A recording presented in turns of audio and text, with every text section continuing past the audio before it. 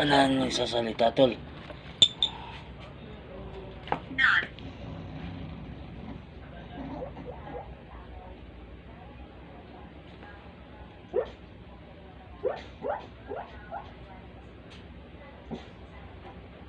Yan natin ano tol. Manalangin na po tayo.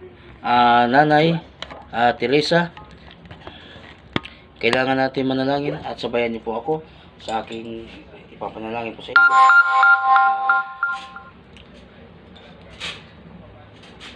Sabayan niyo po ako.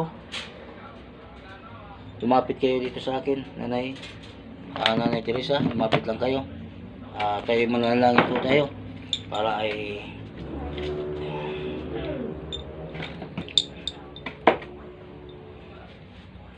yan. Sakit kaganina tol. Sakit ng ulo ko. Sakit talaga. Pero nung nanalangin tayo, tsaka yun natin, medyo nawawala na siya. Sana nga nawala na yung demonyo dito, at saka yung kaluluwa na nalilito. Nanay Teresa, babanggitin ko, Nanay Teresa, Idonic, Eden, alam po kung Eden, kaysa kang sa kang demon, malis ka, pinalaya sa kita, Cecily Sik.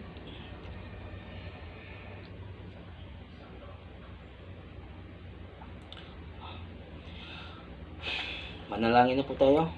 Tayo po ay sabayan niyo po ako, yung nandito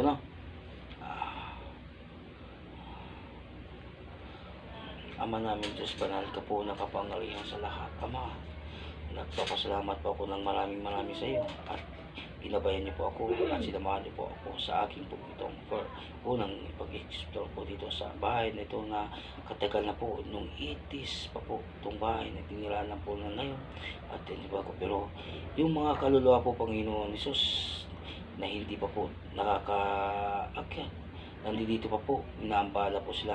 May isang demonyo dito, Panginoon, na palayasin niyo po at ibalik niyo po sa tagatagatan na po. Panginoon Hesus, magdala po kayo ng hukbo ng angel na para gabayan niyo po ang mga kaluluwa na nalilito pa po, na hindi pa po sila nakakaakyat. Kung ano man po ang kanilang mga kasalanan, Panginoon, kung naman po humingi sila ng kapatawaran, na po'y lalapit po sa inyo, Panginoon, na nawa na kanilang basbasan ang kanilang mga kasala. Panginoon Hesus, sana po gabayan niyo po sila na para makatawid na po sila sa bayan banal o puti, paraiso. Panginoon Hesus, nagpapasalamat po ako ng maraming salamat, Panginoon, na hindi niyo po ako binabayaan, lalo na po sa kalaban ng isang demonyo. Ama, ikaw po yung makapangyarihan sa lahat. Ikaw po yung gumawa ng langit at lupa. Ikaw po yung lumikha po sa amin. At Panginoon Hesus, ikaw po yung makapangyarihan din. At sana po magabayan niyo po ang mga kaluluwa nalilito. Sila Teresa, si Donic, si Eden. Yan po yung mga nandito. At Panginoon, at sana yung iba pa po nalilito, tulad na po yung mga nanirahan dito noon at nangamatay, at binawi niyo po. At sana po ay makatawid din po sila, basbasan ng mga sala nila, Panginoon, nawa na pagsawaan. Ako lang pong humingi po sa inyo mga kapatawaran, Panginoon. Yun lang pong aking pong hinihiling po, Panginoon, sa ngalan ni Jesus ng aking dakilang tagapagligtas. Amen. Ramdam ko yung paa ko may tumawid. Sana makatulong po tayo, mga to.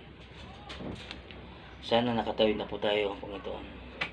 Sana nakatawid na yung tumawid ito. Titingnan ko sa video yung nasa likod ko.